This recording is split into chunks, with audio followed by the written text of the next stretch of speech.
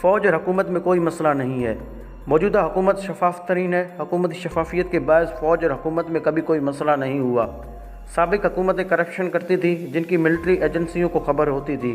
وزیر اعظم عمران خان کی ڈیوس میں گفتگو۔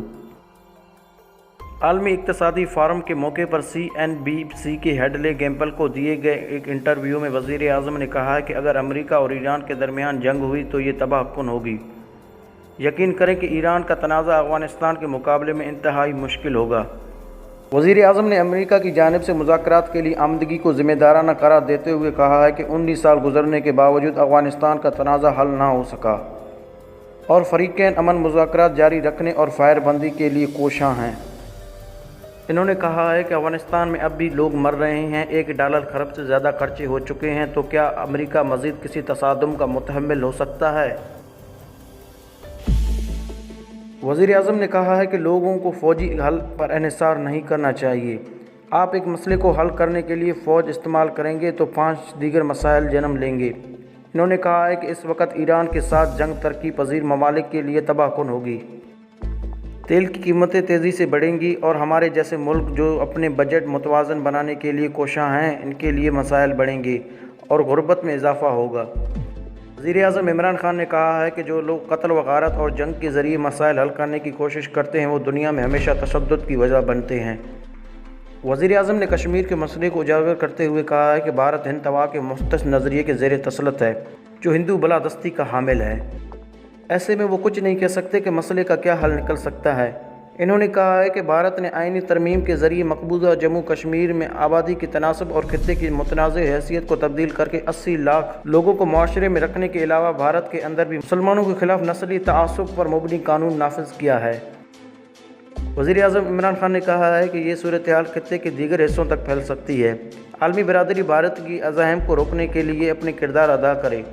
یہی وجہ ہے کہ انہوں نے صدر ٹرمپ کو دنیا کے طاقتور ترین صدر کی حیثیت سے معاملے میں مداخلت کرنے کا کہا ہے۔ ثالثی کے لیے اپنی کوششوں کے حوالے سے ایک سوال کے جواب میں وزیر اعظم نے کہا ہے کہ وہ ہمیشہ امن کا شراکت دار بننے کی خواہش مند رہے ہیں، کیونکہ پاکستان نے دہشت گردی کے خلاف جنگ میں 70,000 قیمتی جانوں کی قربانی دی اور ملکی معیشت کو اربوں ڈالروں کا نقصان برداشت کرنا پڑا۔ اپنی حکومت کی معاشی کارکردگی کے حوالے سے ایک سوال کے جواب میں وزیر اعظم نے کہا ہے کہ انہیں زیب و حال اور قرضوں میں ڈوبتی معیشت ورثے میں ملی۔ ملکی معیشت مستحکم کرنے میں 1 سال لگا، مارکیٹ میں بہتری آئی ہے، غیر ملکی سرمایہ کاری میں 1 سال میں 200% بڑھی ہے اور اب ہم صارف یا درآمد پر مبنی نمکو بجائے برآمد پر مبنی نمکو جانب بڑھ رہے ہیں۔ وزیر اعظم عمران خان نے کہا ہے کہ موجودہ حکومت سرمایہ کی بڑھوتری کے لیے ہر طرح کا قدم اٹھانے کے لیے کوشاں ہے جس سے غربت کے خاتمے میں مدد ملے گی۔ ایک سوال کے جواب کے بعد انہوں نے کہا ہے کہ سن 2003 کے بعد سن 2019 محفوظ ترین سال رہا، جس کا اجزا سیکورٹی فورس کو جاتا ہے جنہوں نے تمام سیاسی جماعتوں کے اتفاق کے رائے کے بعد جرائم پر قابو پانے اور عسکریت پسندوں کو غیر مسلح کرنے میں کامیابی حاصل کی۔ ملک میں سیکورٹی صورتحال میں بہتری کے نتیجے میں سیاحوں کی تعداد دوگنا ہو گئی اور پاکستان کاروبار کے لیے محفوظ ترین ملک بن گیا۔ وزیر اعظم نے بیلٹ اینڈ روڈ منصوبے کے حوالے سے وضاحت کرتے ہوئے کہا ہے کہ چین نے اس وقت پاکستان کی مدد کی جب اسے شدید ضرورت تھی۔ ہم چین کے تعاون پر اس کے شکر گزار ہیں۔ مزید برآں چین پاکستانیوں کو نوجوانوں کی تربیت میں معاونت کے علاوہ پیداوار بڑھانے کے لیے زرعی ٹیکنالوجی بھی فراہم کرے گا۔ ناظرین محترم، ہم آپ لوگوں کو اہم خبر سے آشنا کر چکے ہیں۔ اب ہم چلتے ہیں پاکستان اسٹاک مارکیٹ کی طرف، جس کا شمار دنیا کے 5 بڑے مارکیٹوں میں ہونے لگا۔ حکومت کی محتاط معاشی پالیسیوں کی وجہ سے پاکستان کی اسٹاک مارکیٹ تیزی سے ترقی کر رہی ہے۔ بہتر کاروباری ماحول کے باعث پاکستانی اسٹاک مارکیٹ کا شمار دنیا کے 5 بڑی مارکیٹوں میں ہونے لگا ہے، جبکہ حکومت کی محتاط معاشی پالیسیوں کی وجہ سے پاکستان کی اسٹاک مارکیٹ تیزی سے ترقی کر رہی ہے۔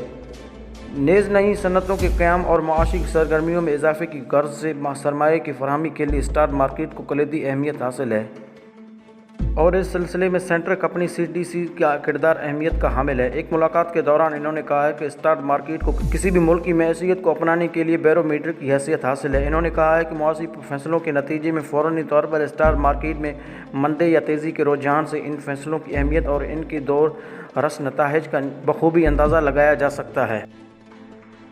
اب ہم دوستوں کہہ سکتے ہیں کہ پاکستان ترقی کی راہ میں گامزن ہے۔ اسی حوالے سے میں نے FTF کے معاملے پر بھی ایک ویڈیو بنایا ہے، آپ اس کو بھی ضرور دیکھ لینا۔ नाज़रीन मोहतरम, आप लोगों को फिर से बताते चलें कि ये यूट्यूब का वाहिद चैनल है जिसने इस खबर को सबसे पहले और खूबसूरत अंदाज में आप लोगों के सामने पेश किया। वीडियो पसंद आने की सूरत में इस चैनल को सब्सक्राइब करें, इस वीडियो को लाइक करें, शेयर करें और कमेंट बॉक्स में आप लोग अपनी कीमती तजावीज़ से ज़रूर आगाह कीजिएगा। एक और नए वीडियो तक अल्लाह हाफ़िज़।